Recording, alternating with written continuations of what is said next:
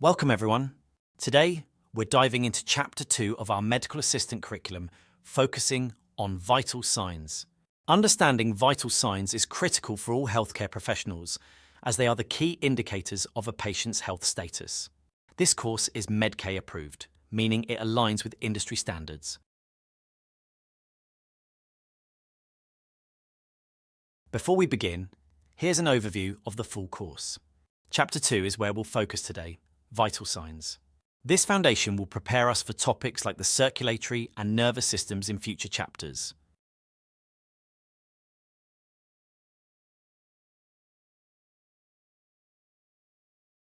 In this chapter, we'll cover all components of vital signs: temperature, blood pressure, respiratory rate, and heart rate. We'll also look at factors that affect these readings, the equipment used to measure them, and the implications of abnormal results.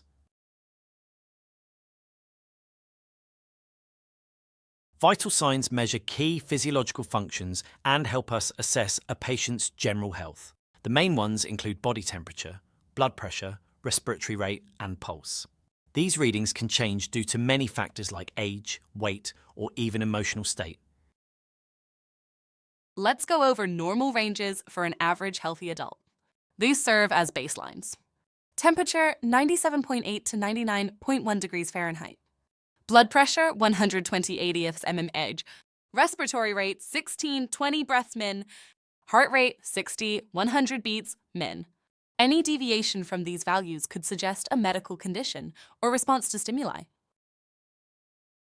To measure vital signs accurately, we need specific tools: a thermometer for temperature, a sphygmomanometer and stethoscope for blood pressure, a watch or clock for measuring pulse. It's important to know how to use each correctly for accurate readings.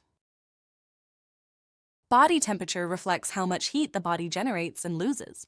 It's regulated by the hypothalamus and brainstem. Fluctuations in temperature often indicate illness or metabolic changes. Remember, heat is produced via metabolism and lost through radiation, convection, and evaporation. Not all temperature methods are created equal. Oral, rectal, and core measurements are usually reliable. However, factors like recent eating, smoking, or breathing through the mouth can affect oral readings. Always consider these influences during evaluation. This slide covers how external factors can affect body temperature readings. It explains that food intake, physical activity, emotional state, and sleep patterns can all influence temperature measurements.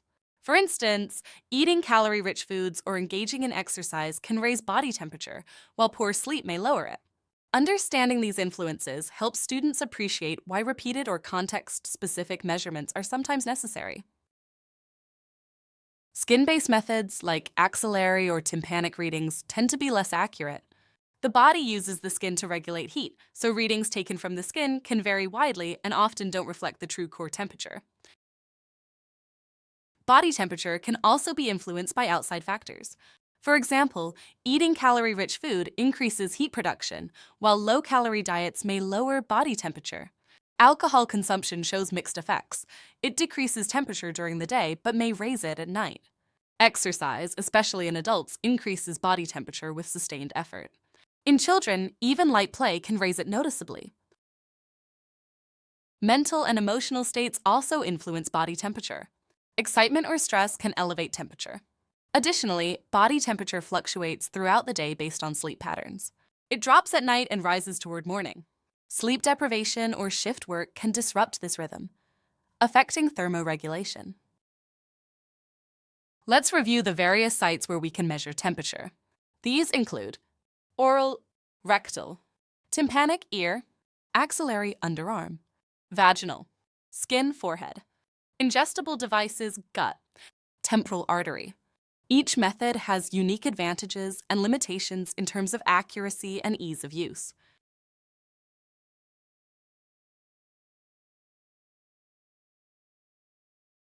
Temperature varies by site.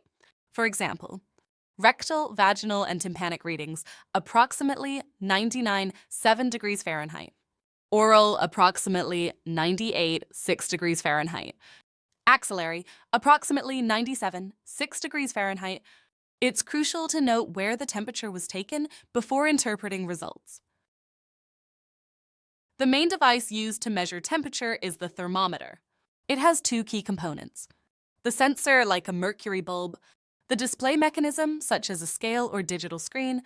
Different thermometer types are used depending on the situation, and each requires proper technique. Traditional thermometers are glass tubes filled with mercury or colored alcohol. As the liquid expands with heat, it rises to show the temperature. These must be placed in the correct body location and left for at least 3 minutes to stabilize. Mercury thermometers are very accurate, but mercury is toxic and hard to see in narrow tubes. Once used, the thermometer must be shaken down to reset it. Despite their accuracy, they've largely been replaced due to safety concerns. Electronic thermometers are widely used. They work by direct contact and display digital readings, often reaching equilibrium faster than traditional thermometers. They usually beep to signal that the temperature is stable. Calibration is key to maintaining accuracy. Remote thermometers use infrared sensors and don't require contact. They're useful for measuring temperature from the ear or forehead. Basal thermometers are used for tracking ovulation and require higher accuracy and sensitivity, often digital but also available in glass form. A fever occurs when the body's temperature set point rises due to infection or illness. The body generates more heat in response. Core body temperature refers to deep internal temperature and is essential for vital enzymatic functions. Any significant deviation, especially sustained, can be dangerous and even life-threatening. Basal body temperature is the lowest body temperature attained, usually during sleep. It's often used in fertility tracking. Hypothermia occurs when body temperature drops below 95 degrees Fahrenheit. This is a medical emergency. Treatment depends on severity, from warming blankets to active internal warming. Early recognition and rapid intervention are critical to prevent organ failure. Hyperthermia results from failed thermoregulation.